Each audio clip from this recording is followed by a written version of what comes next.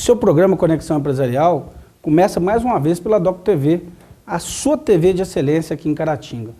Nós sempre trazemos ou empresários ou especialistas que podem ajudar o empresário a se destacar no seu ramo, na sua atividade.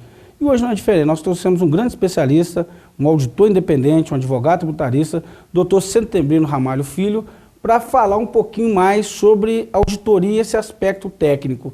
Setembrino, seja bem-vindo ao Conexão Empresarial. Muito obrigado, Fuli. É uma honra muito grande poder participar do programa e estamos aqui à disposição para a gente colocar as dúvidas e esse mito da auditoria a gente poder esclarecer melhor, até para o microempresário. E foi bom você ter falado isso. Esse mito da auditoria estava muito relacionado às grandes empresas, empresas de SA, ou quando dava uma confusão muito grande entre sócios, que um achava que o outro levou, né? Esse mito caiu por terra, né, doutor? É verdade. A auditoria ela surge nos povos antigos. Inclusive, a evolução muito grande da auditoria surgiu na Inglaterra com as grandes empresas, as grandes navegações.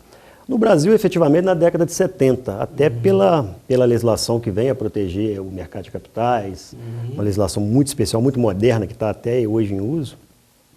Mas o mais interessante é que no mundo empresarial, na situação das sociedades hoje, no Brasil teve uma revolução muito grande em relação à contabilidade. Porque a auditoria, ela funciona, ela acompanha, ela fiscaliza, entre aspas, ela audita, né, a contabilidade. E de 2007 para cá, nós tivemos uma mudança muito grande no aspecto contábil das empresas no Brasil. O Brasil realmente tem modificado os seus relatórios contábeis, os seus demonstrativos a nível mundial. Na verdade, o senhor está falando de 2007, a convergência para a contabilidade internacional, né, que nós seguimos os padrões, e algumas pessoas acham que isso foi para atender só grandes empresas. Na verdade, é para atender toda a contabilidade, não é isso? Isso, o mais interessante é isso mesmo, porque o nosso Conselho Federal criou um comitê independente que ele gera os chamados pronunciamentos contábeis. Pronunciamentos esses que são as normatizações das regras, nas novas regras contábeis em relação a essas modificações da contabilidade em relação a toda a formatação da contabilidade para o mundo em geral. Mas o mais interessante é que as pequenas e médias empresas, a gente tem observado a busca desse tipo de profissional. De auditoria? De auditoria, até porque hoje um desses pronunciamentos, que é o mais extenso deles, ele trata toda a forma de contabilização de uma microempresa hoje, de uma empresa chamada, para fins tributários, a empresa no Simples Nacional. Que hoje, com a nova legislação, está para 3,2 milhões ao ano. Isso, de 2.400 para 3.600.000 faturamento, receita nos últimos 12 meses, né? Isso. Mudou aquela sistemática de ano. Então, a gente tem observado, não só com a modificação da contabilidade e o respeito à contabilidade. Hoje a gente observa que os contadores, de forma geral, estão esquecendo um pouco aquilo de tratar essas informações só para o fisco, e, na verdade, está gerando relatórios contábeis confiáveis para uma tomada de gestão. Então, o contador hoje é a figura mais importante nesse processo de formação de opinião para a evolução de uma empresa. E os auditores estão sendo chamados por esses empresários?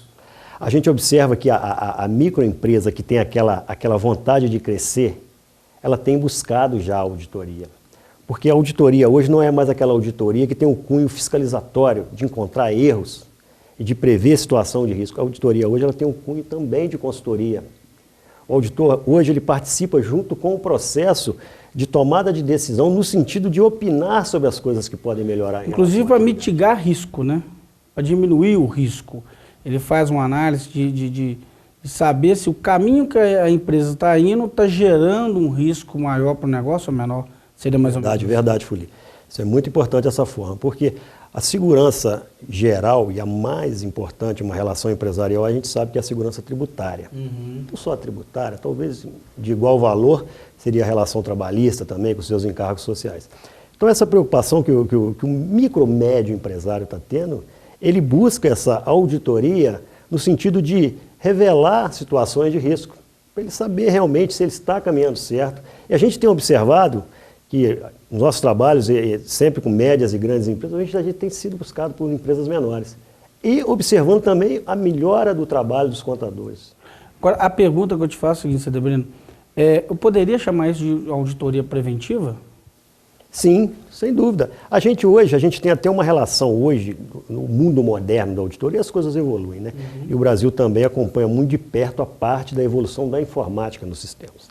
Para a gente ter uma ideia, o sistema fiscal informatizado hoje da Receita Federal, ele é um dos mais modernos do mundo. Depois batemos recorde de arrecadação, né? Sem dúvida.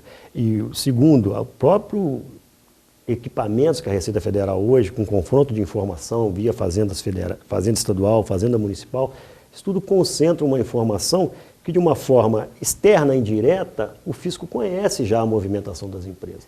Então não adianta mais o jeitinho brasileiro, o fisco conhece as nossas movimentações. Agora é profissionalismo. Profissionalismo. O contador, cada vez mais, se adaptando a essas regras, até porque ele não tem que correr muito, porque se ele não fizer certo, o fisco vai mostrar para ele o erro. As multas são pesadas.